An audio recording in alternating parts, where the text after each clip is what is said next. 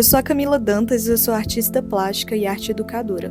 Eu sou uma pessoa muito curiosa, eu sempre gostei de ciência. Apesar disso, eu confesso pra vocês que eu não entendo lá muito bem. Eu sei um pouco sobre biologia, física e a química também é importante pros artistas, inclusive. Agora, quando a gente vai falar de subpartículas, nanobiotecnologia, vou te dizer que não tá nas minhas áreas de pesquisa. Então, quando eu fui convidada pra fazer uma pintura pra um congresso de nanobiotecnologia, eu fiquei meio perdida porque não tem nada a ver com o tipo de pintura que eu faço. Meu conceito é muito sensível, colorido, orgânico, figuras humanas, paisagem, luz. Então, imediatamente eu tive que fazer uma pesquisa. Acontece que quando eu comecei a procurar fotos sobre as áreas da nanociência, biologia molecular e todo esse universo, eu fiquei absurdamente inspirada. Eu não sei se vocês perceberam, mas o meu ateliê tem muita informação. Eu diria até que eu tô numa fase meio maximalista do meu lado artístico. E quando eu fui bombardeada por tantas microformas nas minhas pesquisas, vírus, células, bactérias e todo esse micro-universo, eu como artista fiquei visualmente impactada e na hora já comecei a ter um monte de ideia. Agora eu vou falar exatamente o que eu tô fazendo nessa pintura. Eu comecei pintando o fundo de preto porque a ideia era fazer uma galáxia. Sim, o que uma galáxia tem a ver com nanobiotech? Quando eu vi todas aquelas ilustrações coloridas de células e micro-organismos, na hora eu lembrei de fotos do universo, galáxias, e na verdade é tudo só questão de perspectiva, né?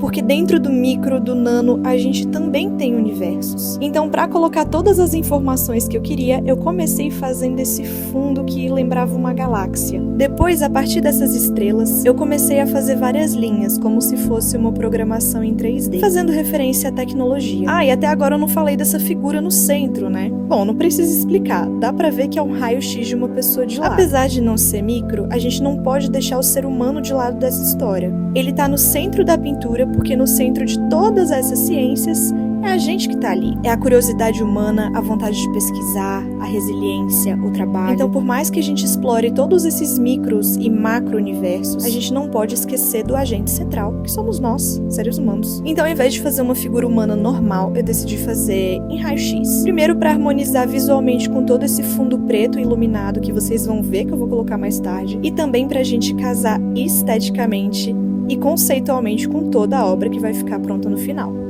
Para fazer essa pintura eu utilizei papel paraná e tintas acrílicas. Depois de fazer a figura humana à base de galáxia, as estrelas, toda aquela programação em 3D, eu resolvi trazer um elemento um pouquinho mais orgânico e bem diferente de tudo que eu estava fazendo. Afinal de contas, como eu já falei pra vocês, eu adoro essa ideia maximalista e sempre que eu posso, eu coloco flores no meio do caminho. Sem falar que as flores também simbolizam várias coisas. A beleza, a delicadeza e principalmente a natureza e o meio ambiente que estão super integrados no universo da biotecnologia.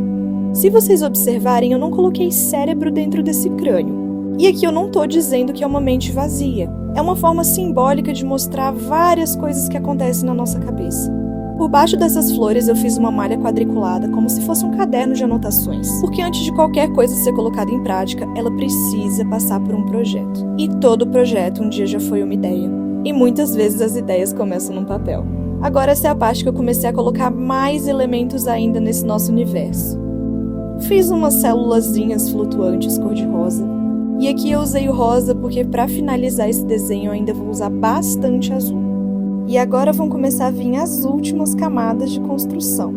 Nessa etapa final, pensei em construir uma floresta de neurônios. E pra gente dar essa sensação de volume e profundidade, eu preciso fazer as camadas mais atrás em cores um pouco mais escuras. Esses meus neurônios vão estar brilhando. Então eu começo com verde mais escuro, depois eu venho com uma camada um pouco mais à frente com azul um pouco mais claro. E para deixar esses neurônios bem lá na frente, eu começo a fazer uma mistura com branco e daqui a pouco vai ter um brilho em volta deles. Afinal de contas, a gente sabe que essas sinapses e conexões neurais são muito mágicas. Então eu quis fazê-las bem brilhosas para primeiro dar uma sensação de eletricidade, tecnologia, modernidade e ao mesmo tempo magia. Porque sim, o funcionamento orgânico é muito belo. Eu não trabalho em laboratório, eu não consigo ver isso de perto, mas o pouco que eu sei é que quando tudo funciona do jeito que era para funcionar, parecendo uma máquina, é realmente mágico.